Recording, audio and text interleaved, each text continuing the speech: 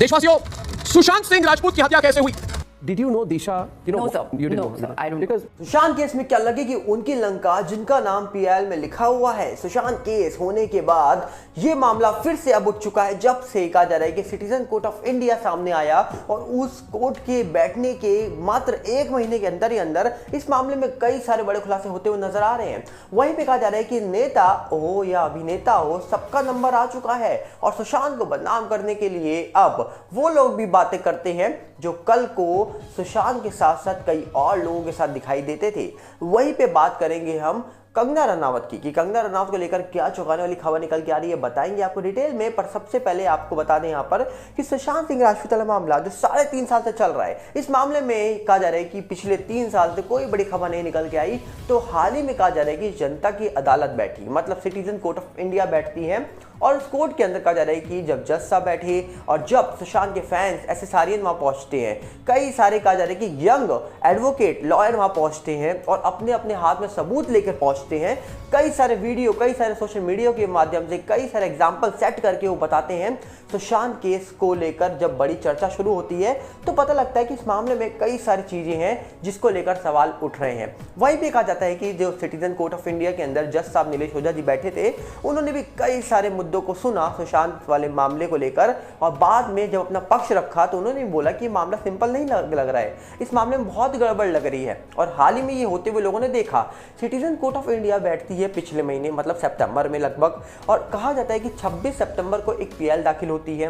बाद में कहा जा रहा है कि उसके एक ही महीने के अंदर हाल ही में कहा जा रहा है कि सबसे पहले रिया का एक इंटरव्यू आता है राजीव सरदेसाई जी के साथ और ये इंटरव्यू इंडिया टुडे में होता है। इंडिया टुडे का कॉन्क्लेव रखा जाता है मुंबई में, वहां पर होता है। उसके बाद पीआईएल के अंदर एक नेता थे, उनका नाम लिखा जाता है। वो नेता भी पहुंच जाते हैं बॉम्बे हाई कोर्ट के अंदर ये बोलने के लिए कि भैया कोई भी डिसीजन लेना है तो उससे पहले हमारा पक्ष भी सुन लीजिएगा। और क्योंकि पीआईएल के अंदर उनका नाम लिखा गया, मोबाइल लोकेशन की बातें हो रही है कि दिशा सुशांत केस जब हुआ था तो उनका मोबाइल लोकेशन घर के आसपास था मौजूद 3 से 4 घंटे तक, ये खुद बोला है नीलेश ओझा जी ने।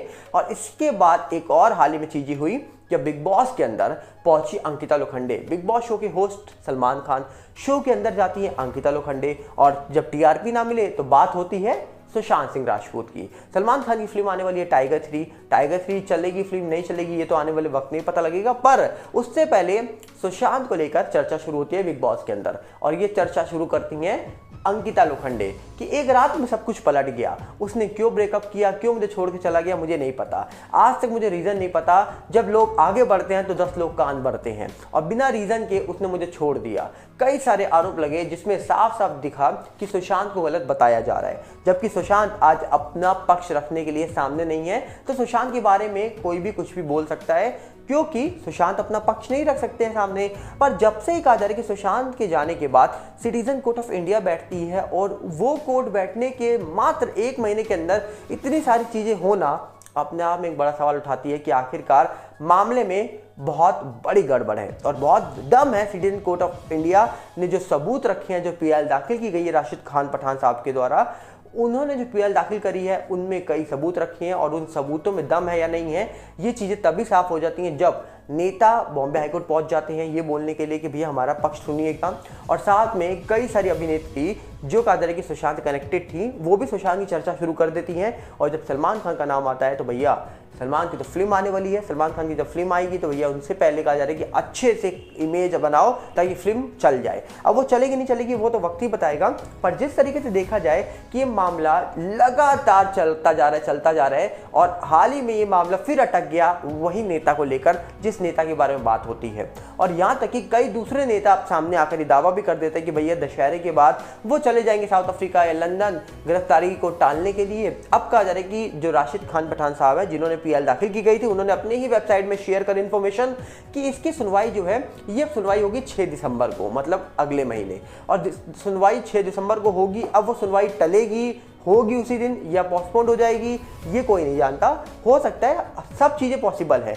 पर अब लोगों को इंतजार है 6 दिसंबर का। पर क्या उससे पहले या उसके बाद फिर इस पूरे मामले में कोई बड़ी खबर निकल के आने वाली है? एक खबर तो निकल के आ चुकी है कि भैया एक बड़े शख्स ने जिसका नाम पीएल के अंदर दाखिल है, उनको लेकर खबर निकली थी कि 50 करोड़ रुपए ऑफर किए गए थे जिन्होंने पीएल दाखिल की गई शायद उनको, या फिर किसी और को, क्योंकि नीलेश ओझा जी ने हाल ही में बताया कि 50 करोड़ रुपए ऑफर किए गए हैं कि भैया इस मामले को रोको यहीं पर, अब बस बहुत हो गया। अब ये 50 करोड़ की जो बात निकली है, बड़े एडवोकेट है नीलेश ओझा जी, अगर वो भैया एडवोकेट के पास सबूत नहीं होंगे तो वो बात नहीं करेगा, और बिना सबूत के लॉयर हो, एडवोकेट हो, जज साहब हो, बात ना सुनते हैं ना करते हैं। तो डेफिनेटली कुछ सबूत होंगे, इसीलिए 50 करोड़ की बात जो निकल के आई है ये बहुत चौंकाने वाली है कि इतनी बड़ी रकम अगर किसी को ऑफर की जा रही है तो मामला तो बहुत बड़ा है। और बहुत बड़ा मामला होने के तहत अगर हम बात करें तो आप खुद समझ सकते हैं कि इस मामले में जिसका नाम लिया जा रहा है बड़े बड़े लोगों के द्वारा, वो नाम छोटा नाम नहीं है, आम शख्स तो नाम ले ही नहीं सकता, बड़े बड़े नेता ही नाम ले रहे हैं भैया उनका। तो अब सवाल अपने आप में उठता है कि इस मामले में क्या नेता का नाम जो आ रहा है, रिया एयू के करेक्शन जो आ रहे हैं सामने, जिसको लेकर चर्चा हो रही है, इसको लेकर क्या सिटीजन कोर्ट ऑफ इंडिया के अंदर फिर से चर्चा होगी, या फिर अब सब कुछ जो पीएल के अंदर दाखिल कर दिया गया है, सब सबूत वहीं पर ही हैं, इस मामले को लेकर अब कोई बड़ा खुलासा होने वाला है। क्योंकि आने वाले टाइम पे इलेक्शंस है, इलेक्शन से पहले मुझे लगता है कि मामले में फिर से एक बार बहुत तेजी से पकड़ बनाई है, और अब क्या ये पकड़ इस मामले को सॉल्व करके ही रुकेगी या फिर ये फिर से टल जाएगा, ये तो आने वाले वक्त में ही पता लगेगा। पर हम चाहेंगे आप बताइए कि आपको क्या लगता है कि जब से सिटीजन कोर्ट ऑफ इंडिया बैठा है तब से क्या ये मामला दोबारा से जागने गया है? क्योंकि अचानक से हर चीजें हो रही हैं, सोचिए अब हर चीज हो रही है, नेता भी सामने आते हैं, रिया भी सामने आ जाती हैं, अंकिता भी सामने आ जाती हैं, सबके मुंह से एक नाम निकल के आ रहा है, सुशांत। क्यों आखिरकार, ये आप खुद बताइएगा कमेंट्स में। पर वहीं पर अगर हम बात करें दूसरी तरफ, तो एक और बॉलीवुड की ही शख्स हैं जिनका नाम है कंगना रनावत। कंगना रनावत की हाल ही में फिल्म निकल गई तेजस। कुछ लोग कह रहे हैं तेजस अच्छी है, कुछ लोग कह रहे हैं भैया तेजस इतनी खराब है कि वो फिल्म की टिकट बिकी नहीं रही है और 0 टिकट बिक रही है और लोग देखने नहीं जा रहे हैं। अब किस पे बिलीव किया जाए, किस पे नहीं किया जाए, इसको लेकर हम फैसला नहीं करेंगे। हम सिर्फ यहाँ पर ये बात करेंगे कि तेजस फिल्म क्या अच्छी है या नहीं है। तेजस फिल्म को लेकर रिव्यू तो ये निकल के आ रहा है कि भैया फिल्म में कोई दम नहीं है। फिल्म को लेकर कहा जा रहा है कि लोगों ने कहा है कि भैया कोई भी थिएटर में जाकर फिल्म को देखना नहीं पसंद कर रहा है, फिल्म बुरी तरीके से फ्लॉप बताई जा रही है, करोड़ भी नहीं कमाए फिल्म ने, शायद लाखों में ही अटक गई है फिल्म। जिसके बाद कहा जा रहा है कि ये छठी मतलब आधा दर्जन फिल्म हो चुकी है कंगना की जो लगातार फ्लॉप हुई है, और इस समय कंगना को फीमेल अक्षय कुमार लोग बोलने लग गए हैं, क्योंकि अक्षय कुमार की भी कई सारी फिल्में फ्लॉप रही थी लगातार। जिसके बाद कहा जा रहा है कि अब कंगना की लगातार छठी फिल्म जो फ्लॉप हुई है, इसके बाद कंगना ने एक बहुत बड़ा संकेत दे दिया है हाल ही में बात करते हुए।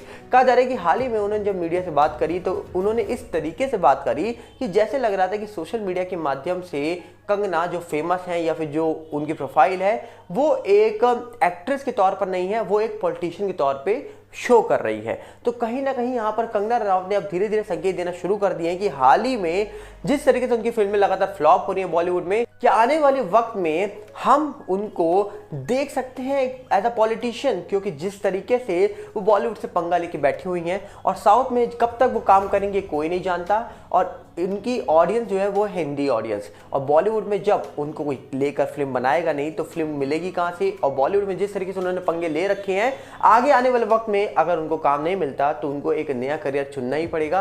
तो क्या आने वाले वक्त में Kangana Ranaut as a politician उतरने वाली है रेस में? क्योंकि कई सारे हमने टीवी के और फिल्म के कलाकार देखे हैं जो अपने करियर को खत्म होने के बाद एज अ पॉलिटिशियन उन्होंने अपने करियर को दोबारा से स्टार्ट किया और आज के टाइम पर एक बड़ी बड़ी पोस्ट में आकर वो बैठे हुए हैं। और कंगना रनावत वैसे भी कई सारे मुद्दों में बात करती रहती हैं, और आने वाले वक्त में अगर वो चुनाव लड़ती हैं या फिर इलेक्शन में खड़ी होती हैं तो हो सकता है उनको सपोर्ट मिल जाए। पर आपको क्या लगता है? आप अपनी राय कमेंट्स में रखिएगा, क्योंकि जिस तरीके से कंगना की फिल्में फ्लॉप हो रही हैं, चीज़ें निकल के आ रही हैं, अपने आप में कई बड़े सवाल उठ रहे हैं। हम चाहेंगे आप बताइए आपको क्या लगता है। मिलेंगे बहुत जल्दी, और साथ में आपसे अपील करेंगे अगर आप इस चैनल पर नए हो तो वीडियो को लाइक करना, वीडियो को शेयर करना, चैनल को सब्सक्राइब करना बिल्कुल मत भूलना, और साथ में हमारे नए चैनल सागर भल्ला रिव्यू के साथ भी जुड़िए, जिसका लिंक आपको डिस्क्रिप्शन में मिलेगा। और फेसबुक का भी नया चैनल आ चुका है सागर भल्ला, उसके साथ भी जुड़िएगा, जिसका लिंक आपको डिस्क्रिप्शन में ही मिल जाएगा। मिलते हैं बहुत जल्दी, नमस्कार, जय हिंद।